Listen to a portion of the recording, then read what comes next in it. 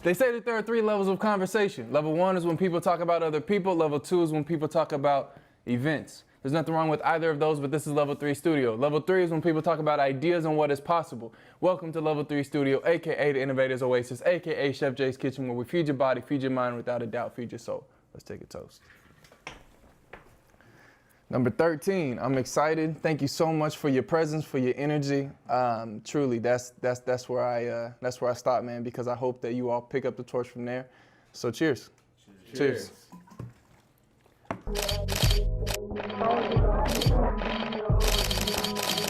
Okay, so generally speaking, this show will be broken down into 3 segments. Please feel free to deviate from any of those segments when you have the slightest itch to go on a rant or a tangent about something that really matters to you. Because my true hope and aspiration of this show is to bring together people who are passionate about life and about the things that they do, and to give them a platform to say those things. So if something comes to your mind, grab the mic and tell the person next to you, I got something to say. I've been telling Jay I want to get weirder on this show, so I'm just going to do it. Whether for your kids or just for young people in general, like what are those very particular habits or the daily skill sets that you think are critical to build into your life as you age and grow and try to make an impact? Because I'm probably the oldest person here, I'll take that one. I think it's mindset. So just thinking about how to tie it into the question that you asked, I think the perfect day begins in your mindset. What do you feel like your purpose is? What type of mood you are is all driven by your mindset and how you approach the day. But I think the biggest thing that I try to equip is I've got a college freshman now. And so I always talk to her about having emotional intelligence and then having situational awareness. And so before you walk into a room, before you start your day, is really saying, all right, just observe. And just kind of take in the energy of other people, energy in the room, and then make adjustments. Be religious about saving, because most of us probably be millionaires, multi-millionaires if we saved our money thinking about, man, I got $20 and it's burning a hole in your pocket. Not really realizing that you got people around you that are going to provide and take care of everything else, but just save it. So I would say, let your mindset drive your heart. Then the second piece of it is be religious about saving money, because the world will come at you in so many different ways and think that you have to have the new Jordans, you got to have this type of whip, you got to live out in this neighborhood. And really true freedom or true liberation in your mind comes from being debt-free and not owing anybody. The topic that you said, mindset, is everything. Attitude, like I say, equipped with attitude. Because my daughter, I look at her every single day, and like the thing that sometimes crosses our paths is the fact that she tries to attempt to do something. And then after a couple minutes of doing it, oh, I can't do it, Daddy. I'm like, what? Don't say I can't around here. Don't say I can't. So like instilling the belief in their potential and their ability. So that's the first thing with mindset. And then another thing outside instilling that belief is another thing, don't be afraid to allow them to step out the box. Right. To do something just outrageous. Yeah, just do something. Like sometimes I watch my daughter, and I order pizza one day, and I'm eating my pizza regular, and she eating her pizza upside down at the crust part first. I'm like, that's like one of the most backwards things I've ever seen in life. But I didn't flip that pizza for her. I didn't turn it around for her. I wanted to see how is she going to be able to eat. But at the same time, it fills her up. But me not taking away from her ability to step out the box. Pat, Rob, you talk a lot about that on episodes and past episodes of like investing into other people for the sake of connecting and building relationships versus the necessity of investing into yourself, and almost as if those are at war with each other. Do you guys feel that, or do you feel like you can accomplish both at the same time, or maybe it's cultivated from like understanding what you want your vision for yourself to be? Any thoughts? So, that's a tough question. That's a tough question, because just being candidly speaking, I had a lot of success at an early age and sat in some boardrooms, sat on some boards, and I was the youngest person in there, probably the only black person in those meetings. And I had an older white gentleman come up to me and say, man, you're doing this thing backwards. And I said, what do you mean? He's like, well, you're building your career and you're earning some money, but you really haven't built your foundation to where you can do what you're doing. And I was like, what are you talking about? I was like, I'm making money, I'm a corporate executive, I'm sitting here and I'm serving, He said, but is your family to the point where you all can retire and afford to help somebody else? And I was like, yeah. He said, okay, so you got 4 or 5 years of money saved up where you can afford to take off and help somebody else. And I said, no. I said, but I'm debt free. I got this. He said, no. Can you take 4 or 5 years off and help somebody else? He said, no. Then if that answer is no, then you're not prepared. He said, what did they tell you? And it's so simple. If you ever fly, it was like, what did they tell you? Put your mask on first before you start helping other people. And he said, if you really care about your children, your family, you got to make sure you have enough oxygen. And that oxygen is money and time and investing in yourself. So then you've already got a generation taken care of. Then you can go out and help everybody else. And sometimes in the black community especially, we get it backwards. We want to help everybody else, and while we're kind of cobbling and trying to help build our own self, as opposed to saying, hey, let me build my foundation up and then build the other layers before that. And so I think the biggest thing is we have to be able to invest in ourselves where we're stable enough to where when we start getting out of balance with our time, out of balance with our money, that it doesn't become impactful to what our dreams and our focus is. In our own foundation. Where do you learn that at, though? And Roy, I've been privy to see some of what you're building, man, and likewise to all of you, really. Where have you learned that, right? Because I've come to understand that I'm just gonna have to bump my head a million times to learn these things. But like, what has that process been like for you? Where and how have you learned like how to build that foundation and the principles that go along with that? Yeah, I think you learn that by being in the trenches and by surrounding yourself with brothers like this who's giving you the game, who's experienced it. And that's what I've really learned to value, is that you want to surround yourself with people who have been there, who have done it, who have accomplished some of the things that you're trying to do. So that way you can avoid a lot of pitfalls, you can avoid a lot of mistakes. Now, you're still going to make some mistakes, and some things you're going to have to experience on your own.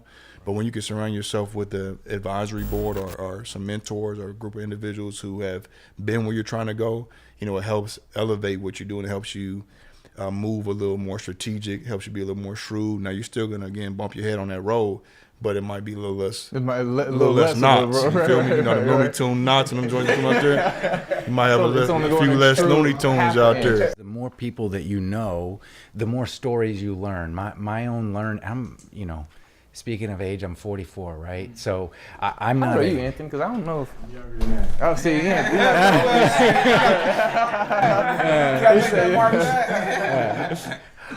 Hey, no problem, man. Well, but it took me till my late 30s to really take off from a business perspective. But I think that different people find their way at different ages. I wasn't one of these people that out of college I was like, okay, this is what I want to do. My dad worked for Ford, so that's what I thought I wanted to do. Is we grew up in Detroit. I want to work for Ford Motor Company. I want to wear a suit every day, go work for the car companies, because all my friends' parents did that. I like that. What about that was most appealing? What about what? About that lifestyle, that idea, that. Well, I mean, when I was growing up, if you lived in Detroit and your parents or parent worked for the car companies, you get new cars every single year. We never paid insurance. Yeah, we never paid insurance on cars because they were company cars. Yeah, and so my brother and you have 16 and 18-year-old boys. That's a lot of insurance money right there. And so they didn't pay, and so I thought, wow, this is, so we drove the heck out of these cars and got new ones every year. Yeah. And so I learn and am motivated so much by college students and high school students. And I go and volunteer and talk a lot to people that age, because their creativity and their naiveness is amazing. Because in my mind, I'm like, that's never going to work. I'm not even going to try it. But you know what I mean? Hey, more power to you. But it's just to hear that. But I say, you have to build a network, right? Number one, you have to build a network. Number two, work hard and be nice. If you're working hard, it doesn't mean you're a pushover. It doesn't mean that you can't be confrontational. I have a shirt that says work hard. Yeah, but you're working hard. You're being nice. And number three, I heard this somewhere, and I don't know where. Learn, earn, return in your life, right? And so some people see that as linear, but I kind of see it as circular. I'm always learning. I'm always earning, and I'm always returning. right? In whatever I do, or that's what I try to do now. And so I think that has helped me as an extremely shy person when I was growing up that hid behind my mom's skirt to come out of my shell and say, hey, you know what? And to be a father to my daughters and just realize, and I tell my daughters this, and I realize the irony of me saying this, given that I'm a white male. The world is not fair.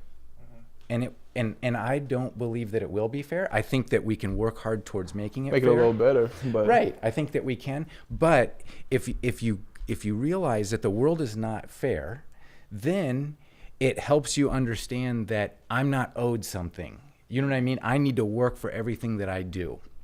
Right?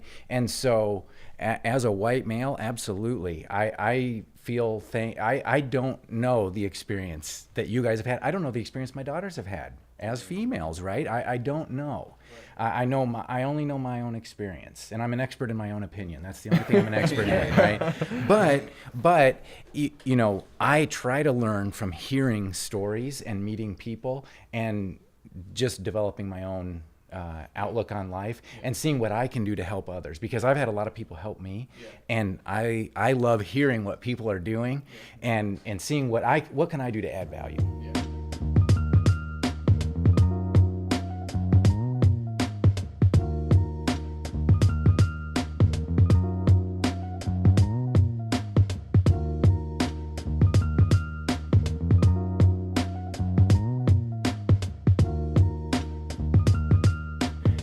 A big part of this show, man, which we didn't expect, but it's come up in almost every conversation, is this idea of like, how do you cultivate vision, right? Like, because such a big part of it and kind of what informs our vision comes from the experiences and relationships we have and share and build with others. But when it comes down to like the nitty gritty of like cultivating and building your own vision, developing your own legacy, like how do you go about that process, man? For someone who's really focused on what he's doing, you know, how do like you build as an individual, how do I cultivate like my vision? How do you build your vision? Like why is this thing your thing? Yeah. I'm trying to think how to answer your question. For one, you start. You're right. Okay. Yeah. And I think like 99% of everybody that has this vision, this goal, the dream they want to do, they don't start. They're just waiting, or they're on YouTube, or they're like commenting, or blah blah blah. You know, they're talking to their friends, and they're always complaining, or I want to do this, or why is this guy here, or this, that. You start. Right, you find like the passion, the thing that you really like, or I kind of like this, and you just go, because you're not going to know everything in the beginning, right? You're not, and you're just going to learn as you go and as you grow. That's the cultivating part, right? You're kind of learning as you grow and you're retaining information, and then you got to have like that X factor too, right? The ones that are great are the ones that really do something. It's just it's the reason why I'm up at 4 a.m, you know, still Googling, figuring out how the industry's changing, algorithms are doing this, how am I going to release my music, and then you're diving into this and that, and you're trying to find a way to keep your dream alive. Decide what was your rock bottom, you know, and then through that rock bottom, what did you learn from that? Because I didn't become conscientious of who I am and what I'm capable of until I hit that rock bottom. And it kind of goes back to what you were saying, like how we did it reverse. We would always try to help others before we would help ourselves. But it also is a hybrid approach with what you said. You have to be willing to network. You have to be able to work hard and be nice, and you have to be able to also, you know, learn, earn, and, you know, give back, return, you know. So look, I kind of did a little different innovation, but man, it's like I didn't really meta moment, right. But I didn't really become conscientious and like of that until I really hit my rock bottom, and basically when having to overcome that, learning the terminology from my network of what it was that I'm doing and how I can basically use that terminology to add more value to what it is that I could be doing. So it's like I'm learning from so many people, and I'm basically being able to approach life differently with what was already in my heart through the network of people that surround me, you know. One of the biggest points to that, something I'm battled to this day, that I think is at the heart of why people don't start, is fear, right? Like fear consumes us if we allow it, right? Some people are really good at, I don't know, maybe pushing fear out or pretending like they don't have it, or like, but is there anything particular, man, that like's been a big fear for you that you could share, in which just starting or pushing through starting, like, Yeah. Well, I mean, you might agree with me, or you might agree, but fear is good. Like for instance, you don't need to be comfortable. That you don't have, like, for instance, I wanted to be an artist and I wanted people to hear my music. It was that simple. I made a song. I was homeschooled. I was like, man, I just want to say hey to the world. You know, I want everybody to know who I am. So I made a song called Say Hey. I'm like, well, I want people to listen to it, right? So then I'm like, well, let me email Wiz Khalifa and see if I'll open for him. No. You know, let me see. And there was a no. It just kept being no's, right? Well, I'll go to the Riot Room and maybe I'll open up for this guy. No, right? So then I'm stuck with the part. I could sit home or I could figure out another way. So I figured out how to power a concert anywhere because I didn't want to be like the guy strumming the guitar, like sing, because I'm a rapper. I was just a rapper then. I can sing now. I'm playing instruments, but then I'm just a rapper. So it's like, well, how do I get people to, well, I figure out how to So I dove into figuring out how I could power a concert so it sounded like the Riot Room, but I could do it right there. And that's what I did, and I burned CDs, and I was scared. I didn't know if anyone would like me, and I'm a black dude performing in random places, and this guy's rapping. But you know what I did? I wanted that dream to happen. So I went out there, and every single day, I would perform my songs for 2, 3 hours, 4 hours. Then I started doing other things like, okay, cultivating. Okay, well, this white family here, I'm just throwing that out. They don't really like the rap music. But when I play the Cupid Shuffle, they start dancing, and then I can do my Say Hey song, and then they want to buy my album. So I'll do that. So then people start calling me a flash mob because there'd be 200 people doing the Cupid Shuffle, right? Hence the Battery Tour was born. But what I'm saying is, I say all that to say, my specific, I went after it. I just started. You could apply what I'm saying, if you want to be a journalist, if you want to be this or that, you have to be creative, you have to think, you have to figure out, if this is what I want to do, you've got to actually do some work and figure out how to do that, right? But you said something, honestly, you said start it, but what I heard you also saying is you got to continue to cultivate it until you get there. And it's funny because when we were talking, Brett, people will say, oh, when did you start your group? Or when did you start your fund? And I would say, well, man, I started my company 3 years ago, but they don't realize that it started 12 years ago when I was in corporate America and I was trying to make the shift to put up enough money so I could get to where I wanted to do the things I want to do. And that's what shortchanges people. So when I would talk to people that were, because I met you all at a pitch. You guys were pitching your company a few years ago when y'all first started. I remember the CD you all passed out. And so when I was sitting there thinking about it, people say, oh, man, well, they just had their company for 4 years. But no, you was honing it probably 3 or 4 years before that, and that was just a manifestation of it. And how people get cheated is because they try to attach themselves to a concept of time. And it's like, man. When it's supposed to happen. Yeah, and Brett said something that was powerful. He's like, we look at things linear, and they're not linear. They're always in constant motion. So when you say you're cultivating a vision, you may have had a vision to become an educator when you were a kid. You just didn't know the path to get there, and along the way you had different iterations, but you're still educating. It's just a different format. Right. And you got to pivot, and that's the pivot word that happens all the time. Like, I'm always constantly pivoting, right? I'm always even the pivot that we were thinking about using the Battery Tour to power, as a music festival, and we'll purchase solar powered batteries and distribute those to people who need them. So I'm still able to perform as an artist, but now we've got a cause behind that. So now these companies can get behind me. You've got to think innovatively and creatively if you really want to do whatever it is you want to do, whether you're a ballerina and now you've got to figure out a way to connect to some person who owns the place that you need to practice at, right? So you can get in there at 7 in the morning or 10 p.m. at night and do 8 more hours. You got to figure how do you do it, right? There's two thoughts I have really. One is like this idea of pivoting, and when you pivot too much, like two sides, right? When you pivot too much, you don't nail down and focus in and really hone in like the thing that is you. Versus like the need to pivot to keep innovating and to sustain. And what do you have any thoughts on that? Of like, when should you stay focused, or is it time to? It's gonna be simple. That's bullshit, and I'm gonna be unapologetic about how I say it. But that's bullshit because I've seen people fund companies that Facebook wasn't always Facebook. Google wasn't always Google. Those kids were innovating. They were changing their mind, changing different things. But in the Midwest, we're so conservative, and we've had a lot of old money here.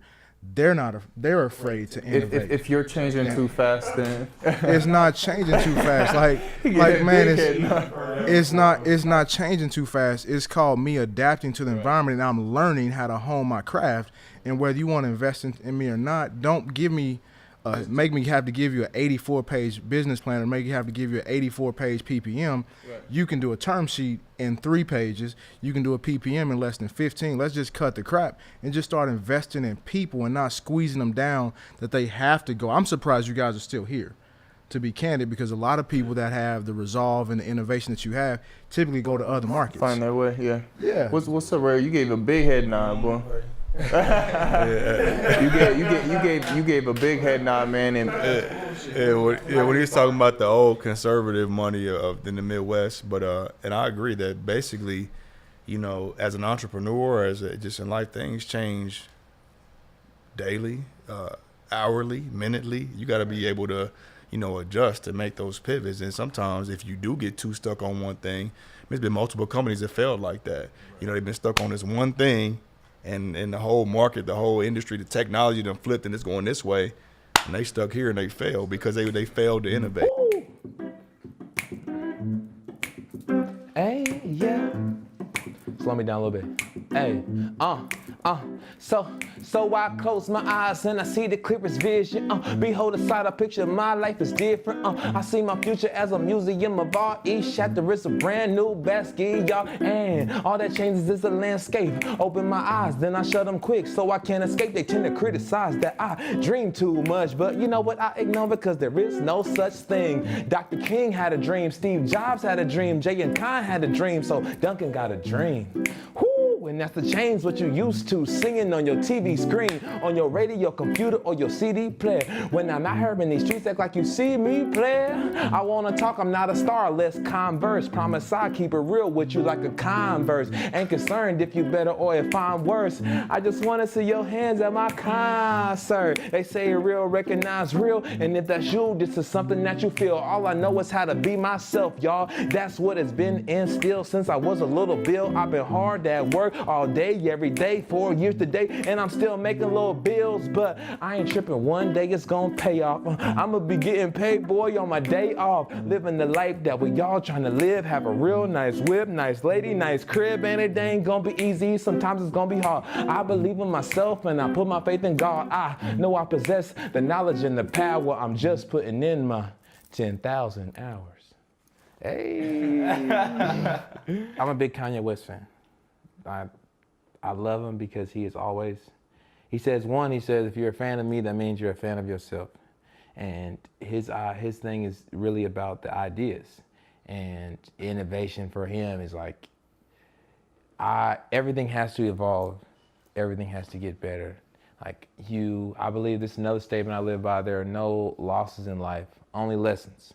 So if you actually learn from every situation and you actually take the information from everything and improve on it, see how you did wrong, see how you could be better, like you really can't help but innovate. Like you can't help but create something new and push your own boundaries, because like you shouldn't be who you were yesterday. What I'm doing is not necessarily, I wouldn't even call it innovation maybe. I just am taking the information you see. I guess it is innovation. I'm taking the information I see, taking from everywhere, because a lot of times we sit in our own box and we create and we think we made the newest thing, but only then to realize if you would have just been paying attention in the world and studying and really trying to get inspired, you would have seen that somebody did the thing you just spent 3 months on a year ago. Mm-hmm. So if you would have listened to that and took what they did, you could have moved to the next phase. You could have, but in order to innovate, you have to be yourself and put yourself on top of it. So I feel like, in another thing, I'm kind of hitting myself, is innovation is really being able to still be yourself. Take other people's things, take from them, inspire from them. A lot of times our generation copies and we want to make the next thing that made it the last time. That popped or that went viral. Yeah, so we see that, we want to make that, instead of seeing that and saying, oh, how could I make this my thing instead, and like actually change the game, because that road is a little bit longer, that road is a little bit harder, but after 808s and Heartbreak, everybody started being vulnerable and singing more as a rapper, you know, because he took it, and everybody, hey, like, how are you going from graduation to Love Lockdown, yo, love with auto-tune? But now everybody got melody, everybody sang. Every rapper is singing auto-tune and stuff, and don't even realize Stronger was the first radio single with electronic music in it in 2004. It seems like it's always been around, but it didn't start till that person took a thing and took all this hate for you to realize, like, boom. All Kanye did was take some other stuff that was really dope and like, ooh, I'm a do me. So innovation first. In order to innovate, I feel like you really got to be yourself. You really got to find who you are and find your voice before you can actually innovate and create something new. That's why on a basketball court you have a goal, right? And you're playing to score, so you have to know your goal, which is also your why and all these other things. And some of this stuff you can't just say it and speak because there's so many different things that affect what I'm saying, and everything that I'm saying won't work for this person, that person. But overall, you have a goal. You're trying to score. Now you hit the pivot sometimes, to get the right shot. Maybe to pass and dump it off to do a give and go. Alley, sometimes you get that alley-oop, you get that check real quick, but the next play, maybe you got to slow it down. It's a game, and you need to know what your goal is. Which is like, how do you cultivate your vision? Like, your goal, your North Star, how do you continually cultivate the thing that you want to focus on? Well, for me, it's a different thing for me too, and I usually don't speak about it, especially when you speak in business. But for me, it's hyper spiritual, and so I'm just now walking in I feel like I'm walking in my purpose, because Anthony said, basically, you get this concept of time where I was putting unrealistic time frames on myself, and I was putting this unrealistic pressure. When I'm learning to just accept where I'm at and then be able to move forward, aggressively, strategically, and with the right mindset to make sure I can bring it to life and understand, like you said, cultivation. This takes time. Matter of fact, it takes a lifetime, because my vision is a lifetime. It's going to continually change and grow. So even when you get to a certain destination that you may have, it's still more work to do. It's more to go. You said unrealistic expectation. Did that come from yourself, from others, from? Well, no, what came from me, I was like, man, for example, so we're building this new technology, right? And so I just was like, okay, when was it? It was beginning of 2017. I'm like, okay, summer 17, this is going to be up. We're going to be beta testing. We're going to be doing the XYZ. Summer 17 came, the technology wasn't even ready yet. Technology looking back at you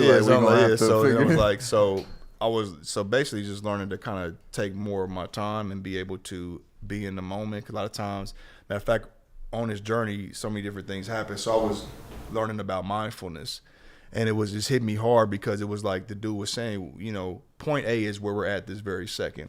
Point B is where you envision yourself being.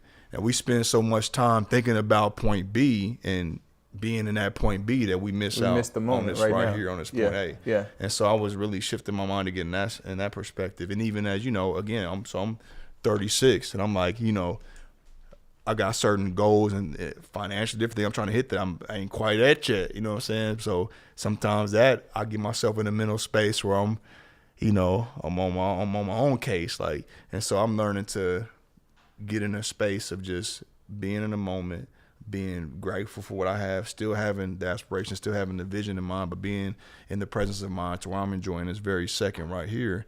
Because like I said, the time is everything. This could lead to right. Brett, I'm curious for you too, man. For the point right now that you would describe it, how old would you say your company is? Right now it's 8 years. 8 years. 8 years. That's a little bit longer than I was gonna suggest, but in the effort of really building something and digging your teeth into something, knowing that if you do it the right way, it'll be beyond your own lifetime, and just having the chance to get to know you, Brett, and talk with you, it seems like anything you would invest your time and energy into would be for that sake, that it would create a legacy for you and grow beyond you and be able to support. What is required in that endurance, in that long race? What are the things that are required out of you, out of the people who are in your circle? Well, I think that you need to determine if your goal is even possible, right? And so what I mean by that is one thing that I like to do is there's this program in high schools that kids develop business plans. Okay. And their ideas are fantastic, but they're usually, my first question to them is always, how much are you going to pay yourself? Oh, $10 an hour. I'm like, nope. You're not going to make a living on $10 an hour.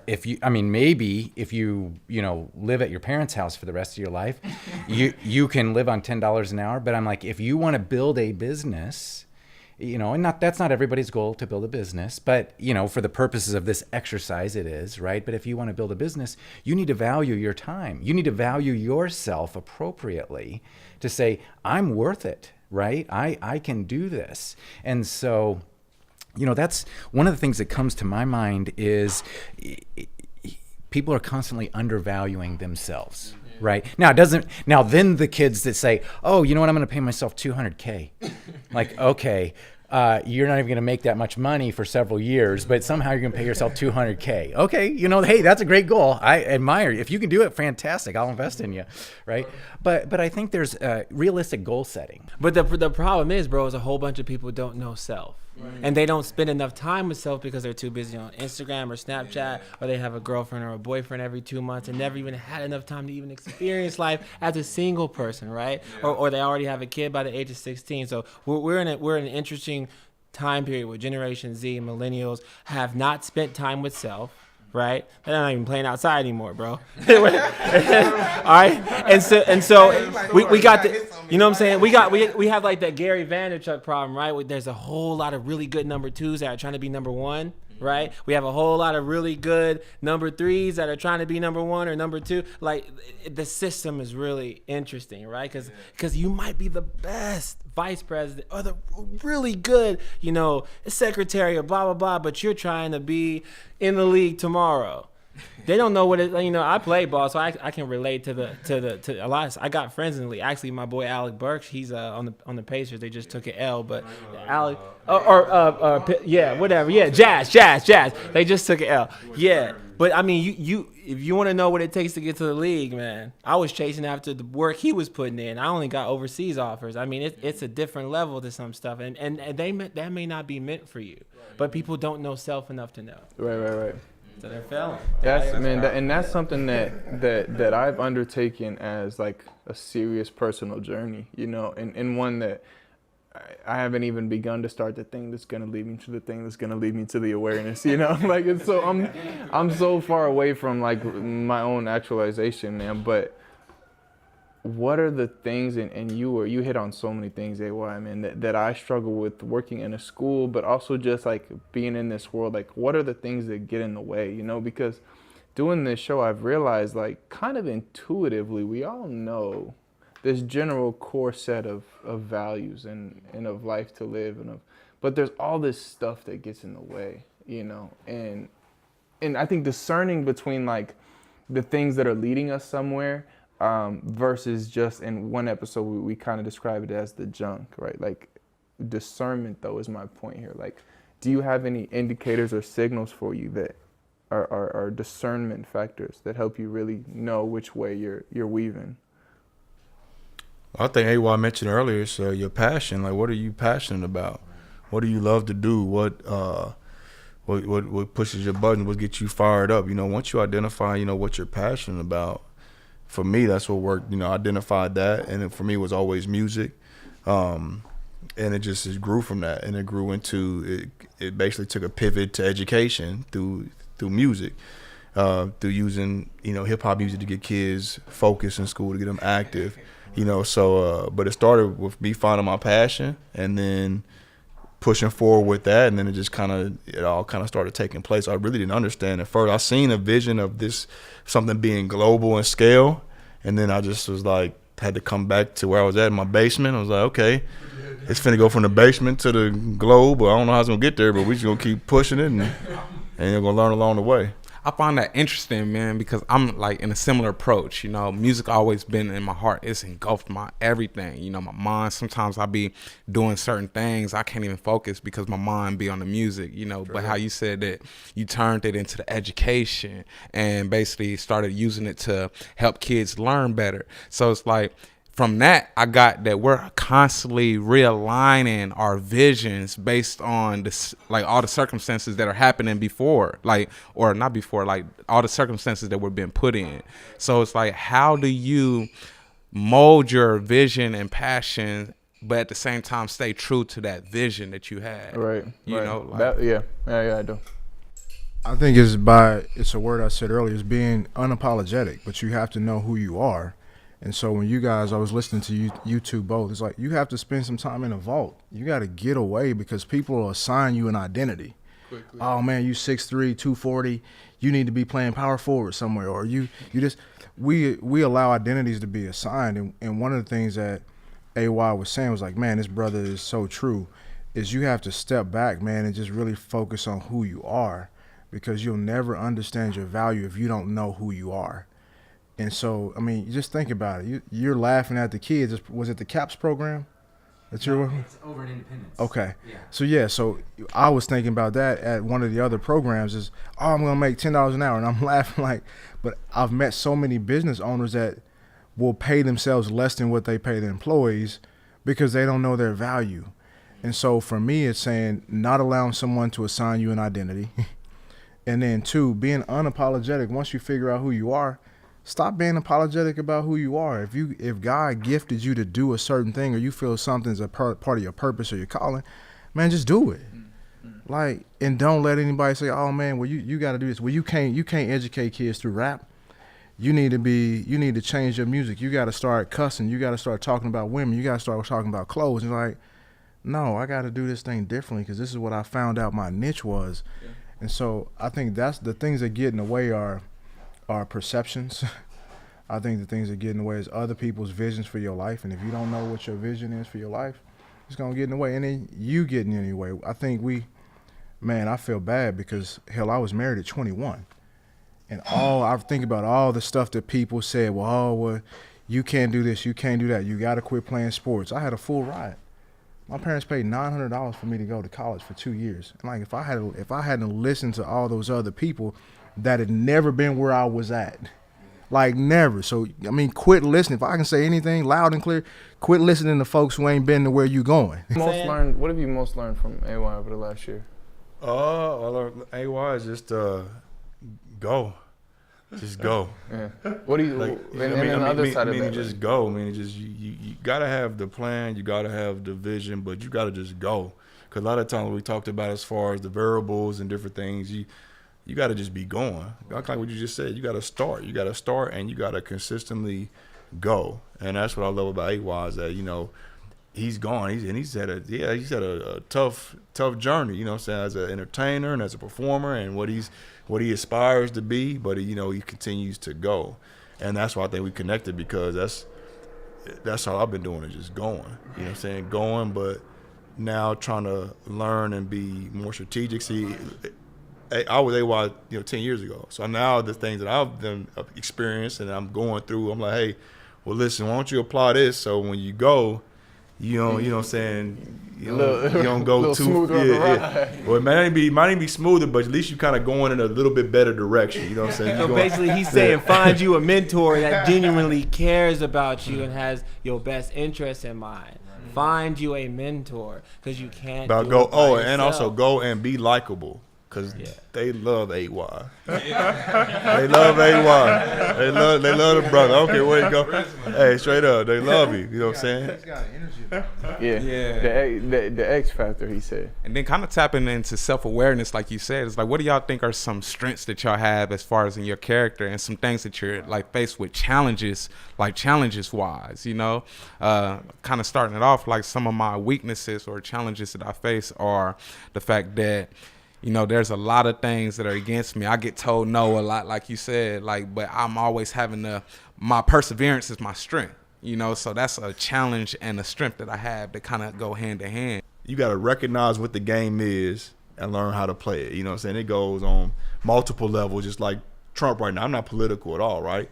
But think about it. Trump really represents what, America has always been about at its core. You know what I'm saying? If you talk about the history and all that, if you think about it, he really represents that. So knowing that, you got to know the game, understand what's going on, and maneuver around. Because the game, you know what I'm saying, you got to be the change that you want to see.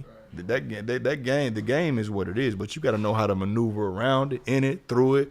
You got to know how to, I've seen too many people lose opportunities because they couldn't cultivate relationships, or sometimes they made it feel like they was a sucker because I ain't bound down, but you got to know in your head, man, it's a bigger picture. Like, you got to know how to, certain times you might have to swallow your pride, or you might have to tuck that ego in and be like, and learn how to maneuver certain situations. So I say learn the game, know the game, understand the game, and then learn how to play the game and surround yourself with players who then played it and had success in it. Hearing is resilience, perseverance, right? But also oh, right here, but also resilience, the ability to say, if the game changes, how am I going to react? And the thing that goes along with that for me is, what's my risk tolerance, right?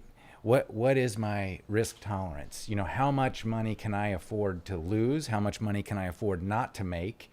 How much time can I afford to dedicate to something and get nothing in return, right? You I've know, had that breaking point. Yeah, It's almost like you have to go over the edge until you now know the next time. well, what yeah, that break- you push it, and you're like, oh, too far. That's so powerful, and we talked about that a lot, which is like, and the idea of like just pushing the needle, right? I've realized I'm the type of person where the risk tolerance, right? I'm the type of person where I would rather go too far, figure out, like burn and crash miserably, but figure out what it was, hit that rock bottom, like you said, and then go at it again, then like tiptoe to the end and be like, is it too far? Am I too far yet? I'd rather jump off, right? I mean, that's my own personal philosophy. I could be horribly wrong there, but. I guess we have to look at it. It goes back to what AY was saying. Some people are followers and some people are leaders, but I'll put a different spin on it. Some people are trailblazers, and you're supposed to go further than where other people have gone, and it's okay. My mentality is like, I don't look at anything I've done as a failure. I look at it as it just added to my toolbox and it added to my mentality, because it's almost like saying we would run gassers. You got to run 5 of them under a minute, and you got to keep doing it. It's like, well, hell, I've never done it before, but can I do it without throwing up? I don't know. Only one way to find out. Yeah, it's only one way to find out. And so that's how we have to look at, if you're entrepreneurial, you got to look at it as like, I'm going to blaze a trail, and I may have to cut some trees down. I may have to move. I may get some poison ivy. I may get some sickness, but that resilience is like, hey, well, I made it 100 feet further than I ever thought I was going to make it. And so now you already know not just your breaking point, now you know your strength. And so if you never go past it, if you're tiptoeing past it, then it's easier for you to go back. Right. So right. if you're going ahead, and you have to have some ingenuity, you got to have some resilience, but you also have to have some discernment. And if you don't have any discernment to be able to slow down and look and see what's going on, or if you maybe need to adapt, that's when you succumb to the pressure. That's when you succumb to it's internal pressure. Yeah. And so I just look at it like, man, everybody in here is blazing a trail. And so if you take that as you're a trailblazer, then all bets are off. You already know, like, you're up against it now. Yeah, you already know what you're up against. You already know what your purpose is and where you're going, and what the risk is along the way.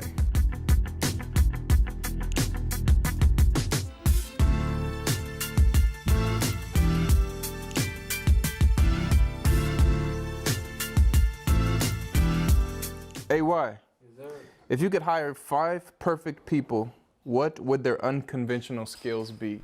Unconventional? What you mean by that? However you want to define it. Maybe it's not unconventional to you. Maybe to you it makes the most sense out of anything. But 5 perfect skills, right? If you could hire 5 perfect people, what would their skills be? I just think they have to have like that X factor, that drive or whatever. Because I think you're gonna make mistakes. But if they have, if their how about this? If their why lines up with the goal, then those are the 5 I want to hire. All 5. Yeah. I love it. Double down. For sure. I would want 2 things. 1, people that are teachable, that I can train. And 2, people that have skills different than me. Yeah. What idea, belief, or value are you willing to be persecuted for? Man, idea, belief. Persecuted, like. That's the best description I have. So yeah, it's easy to say. People use the word legacy. I think it's kind of become a cliche, but I'll just say my identity in my future.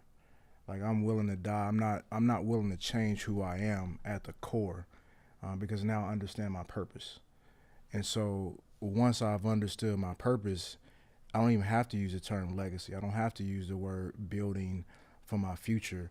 I'm just not willing to sacrifice who I am, because I know I've got other people attaching themselves to me that are dependent on me, And if I change or if I start wavering, they're going to go down too. And so it's almost just like I'm a train. I'm a locomotive right now, and I've got people attached to me that are depending on me to make it. And if I die, their dreams, their hopes may die with me. And I'm not willing to sacrifice or change that because they need to see determination. They need to see tenacity. They need to see perseverance. They need to see resilience. And they need to see somebody staying true to who they are, because that's a dying breed of people, man. I think about my grandfather. It's funny, my grandfather died at 78, but he's the only person I ever seen that didn't care who he was and what people thought about him. And so even today, I was talking a couple summers ago, I was cutting the grass, and it was a guy came in my neighborhood, and I live in the hood. I live off 34th Street. And he was like, man, it was a couple people that were walking through the neighborhood. He's like, man, there used to be two older men that lived on this block, man, and this block never had any issues. And he's like, and they were describing one of the gentlemen, and I said, that's my grandfather. And because he was willing to blaze that trail that I talked about earlier, if he had diverted from who he was, or if he hadn't made that sacrifice, I probably wouldn't be who I am today, because I would have never seen that standard being set. And so I just say, man, I'm not willing to forsake my identity, but I'm willing to sacrifice it so my children, my family, and even people in the community that are looking up to me, they can say, wow, that's one person that was willing to die for his, not just his convictions, but willing to die for his identity so that we could live a more empowered life. Boom. So, Mic drop. Mic drop. Well, no easy way to transition. Hey, real talk though. See that?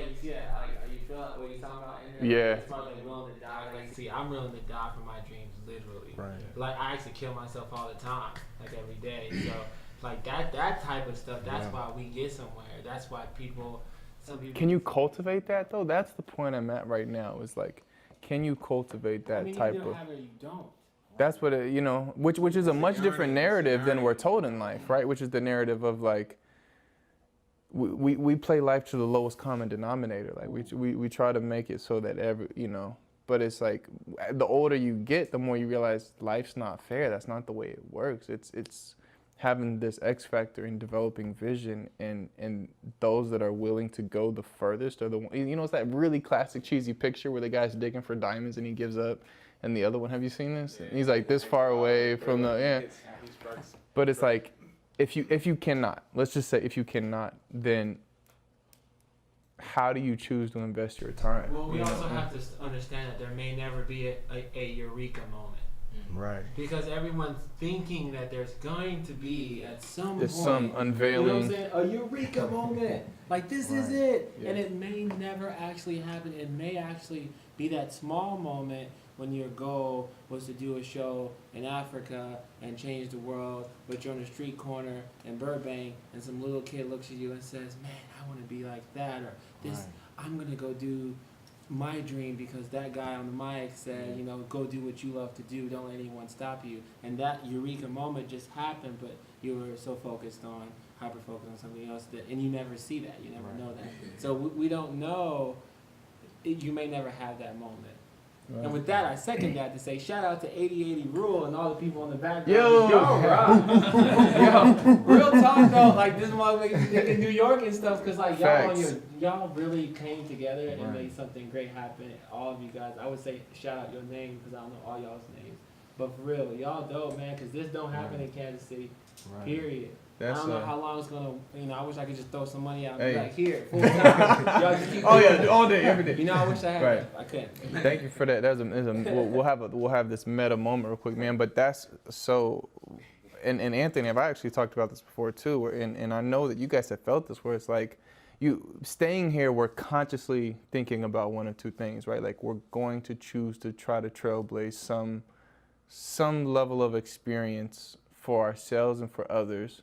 And then it's okay, do we want to carry that weight? Not only the weight of creating the space, but then of managing the space, right, for those that come after? Or do you want to go off into a bigger market and find your way in and fit and, a lot of things already be established? And well, apparently we're deciding to do it this way. And because I value like learning over almost anything in life, experiential learning, like doing it and feeling it. And I think that there's a larger community of people than we know who feel that same way, whether they want to be the actors or the investors or the players or whatever the case may be. But it's like trying to amplify that voice. And I realized because of the people who've come on the show, like that is a big role of what we're doing here, is to like let those people amplify their voices. The one of the things that sold me on who these people were just as people was when we first talked, they said, we want to help you because we want to help people who have a voice that matters and that deserves to be heard. And like that was, you know, like that was the baseline. And from there I was like, well then let's use this platform to help people who need a voice to be heard. You know, it's just like this compounding. If we can compound that energy enough times, then I really think that we can create a little dent here. And then from there we'll see what happens, you know. But man, the question I want to ask you before we depart, what is the reputation you want to leave behind of Nico Giles brand? Man, it's so cliche, man, but just like giving, you know. I battled this a lot, like, and Pat Rob can attest to this because he was in the trenches with me. I was homeless building a youth agency. Like, that doesn't make sense in someone's head because you're not building wealth to then get out of that situation.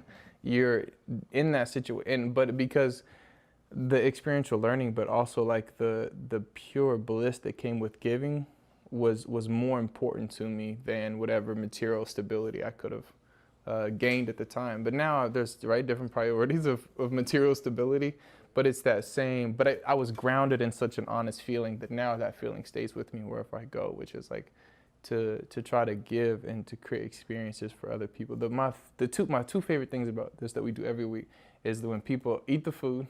So thank you, Sophia. Chef Jay is they're undefeated, you know.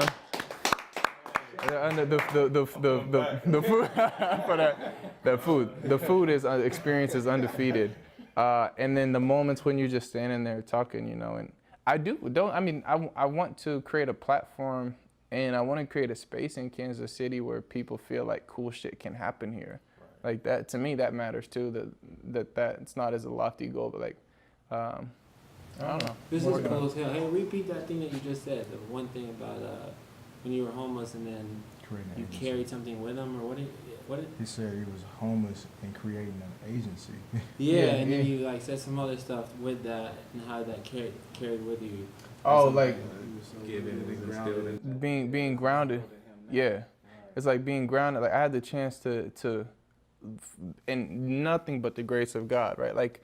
Taking this real spiritual path of like, I remember I was driving into my driveway every day in my last semester of college and said, God, I don't know what you're going to have me do, but let it be something I'm passionate about and which I'm giving. And then he kept putting it on my heart to go to this 5th grade classroom that I had connected with one time, some random thing, right? You go help some kids one time. So I go back, Miss Motley's 5th grade class, and I go back and I go back again and again. And then the principal was like, hey, do you want to do an assembly? So we did a Martin Luther King assembly. And then another principal was like, hey, do you want to, and 2 years later, we had built a 501c3 youth agency. We're working with like 60 kids. And while the whole time, 8 months of it, I was living out of my car, you know? But it was like the learning those principles of like what it means to care for people and to give to people and to try to create experiences for people. I've realized like I'm just all in on you'll get yours, you know, like, and I've had to learn like the hard way that you got to pull back and, you know, going, like I said, going off the deep end and going too far and ended up with nothing. And it's, we don't take care of ourselves sometimes, but see that's powerful. Yeah. I can 100% relate to you in like my own way. Mm-hmm. Like so. Why do you say that? I know. I just when you were saying that stuff, I was just thinking about like, yeah, I was just the same exact thing like mirrored. I've been through that, just in a different field. What does progress look like and felt like to you? Like getting to where you're at now. What are the things you've learned from being at that place? Well, it's funny because we could go back. Because like, at the drop of a dime, we could go back to that, and we would still find love and happiness in doing what we love to do. Right. But we're also now like more older, mature, and we know that we don't have. That was a step for that step. Right. It was only meant to happen. It was only meant to happen once, but we still could go back and do it. It's that acknowledgement, like, yeah. And I think that's one thing I realized is the people who you can tell are willing to go back, right, and to eat dirt again are the people who are always gonna find a way, like that are true no excuse type of people.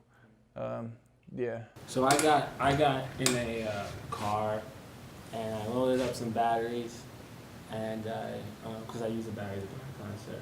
I worked on the plaza. I worked at a place called Express, and then I worked at the movie theater, and I worked construction, 9 to 5. So I basically had 3 jobs for a period of probably a year and a half to 2 years to save to get the sound system I needed. And then I, got in that car and I just literally traveled America and just did show after show. And there were some times I didn't eat. Sometimes we would buy Chipotle and it would last 3 days. So each section of the thing would be a day's work. Yeah. And I'd perform for 10 plus hours a day, 10 hours, performing. Right. 10 hours. Now, of course, you throw in some DJ stuff, but you're still live dancing and getting people to come, and then maybe they give you $1 or something, maybe they don't. And so, I did that in places that you one person's watching in a city called Knoxville, not even Nashville, Tennessee, right. And just random cops stopping you, shutting you down. I mean, all over America for a period, a couple of years actually, to even get to where I'm at now, where people are calling and asking me to perform, or T-Pain saw me on the street and was like, "You're great, come open for me, man." Or when I did 3 shows with Shaggy. I love Shaggy. He's a great guy.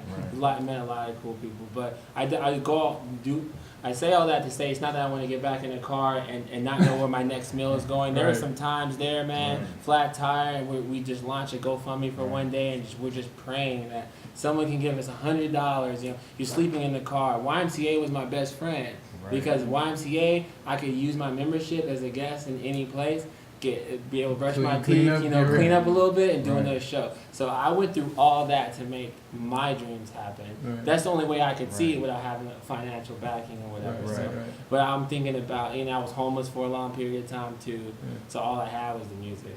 So I know. I felt like, Right. Dang, so what are you willing to go through? What are you willing to go through?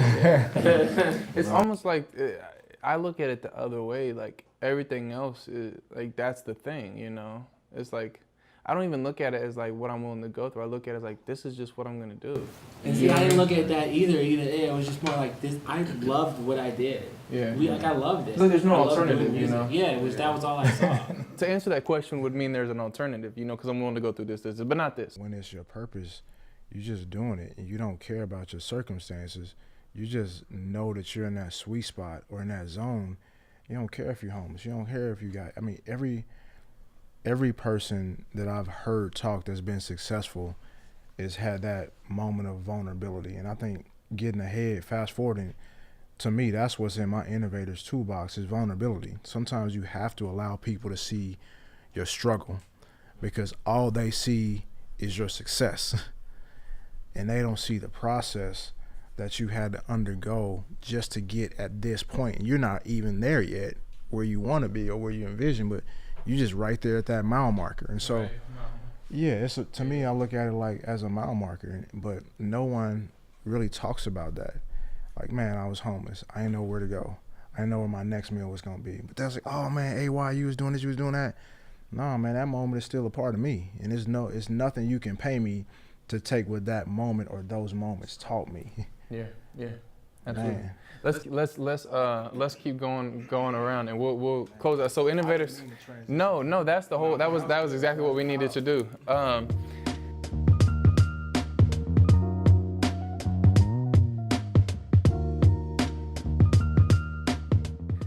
Innovators Toolbox. So this idea, right? Like that if you were to leave something behind to improve the experiences, the life of the generation that's coming up behind us, to improve ourselves, what would it be? What's the one thing you would leave behind, Roy?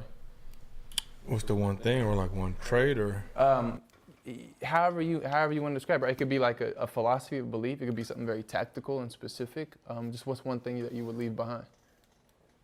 I would say, actually, because somebody walked up to me the other day and gave this to me, and made me think about it. He was like, man, you know what, Roy? He's like, you got grit. So I'll leave grit behind. I liked with how you said it. Right, you said it like it was fact. Like it was true. I was like, hey, okay, I thought about it. Yeah, straight. All right, I guess I would say everybody has a platform, so use your platform.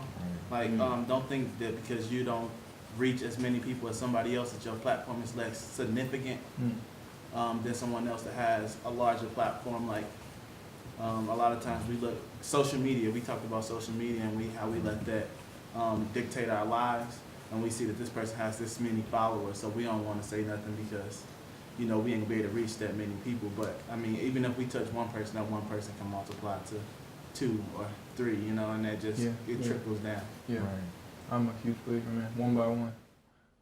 It's probably to my own detriment. Like, I know it. Like, I got pushed back a couple times. Like, whenever I'm either looking for like applying for a job or talking about this or like how we'll build, and I'm like one by one. Like, it's not scalable. I'm like, but one by one, right? because people matter. And I believe in the power of an inspired person over 10,000 just random wandering people. A1. He said, I gotta cultivate my Pat Rob, what you got, man? Decide your purpose. Hold on, nah. I don't know. He's like, I'm trying to sound so hey, decide your purpose. Yeah, my nigga.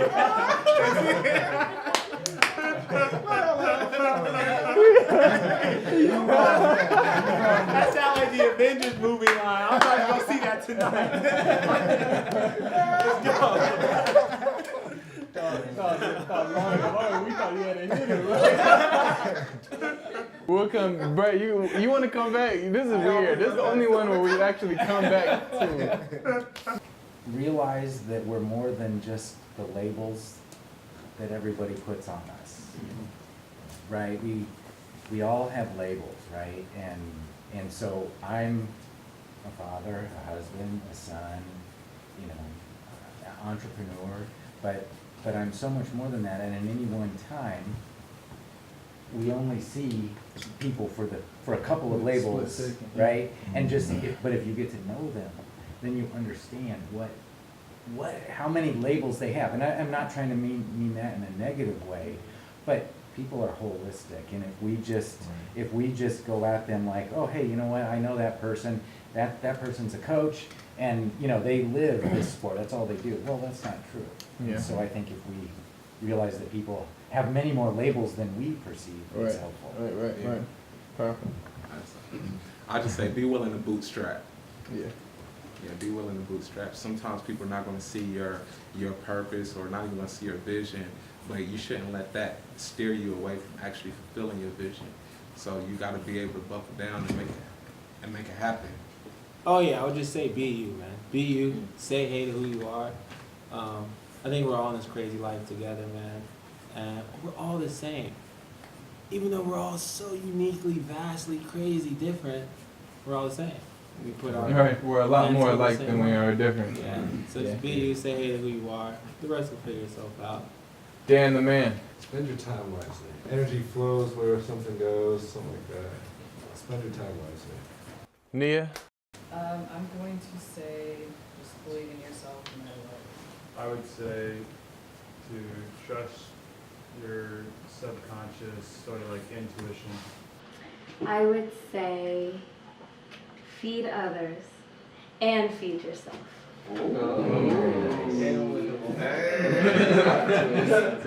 Can I say more? Yeah. I think this idea of selflessness is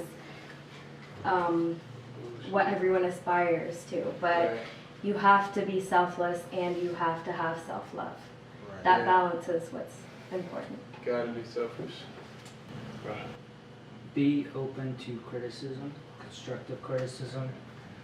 I bet I got fed hard truth a few times and I was like, dang. It made you better? Oh yeah. Yeah. Always learn from your mistakes. I would say just keep swimming. Just keep swimming. Yeah, I'm gonna go Dory. They say that there are 3 levels of conversation. Level 1 is when people talk about other people. Level 2 is when people talk about events. There's nothing wrong with either of those, but this is Level 3 Studio. Level 3 is when people talk about ideas and what is possible. Thank you for tuning in to another episode of Level 3 Studio, aka Chef Jay's Kitchen, aka the Innovator's Oasis, where we fed your body, fed your mind, without a doubt, fed your soul. Cheers.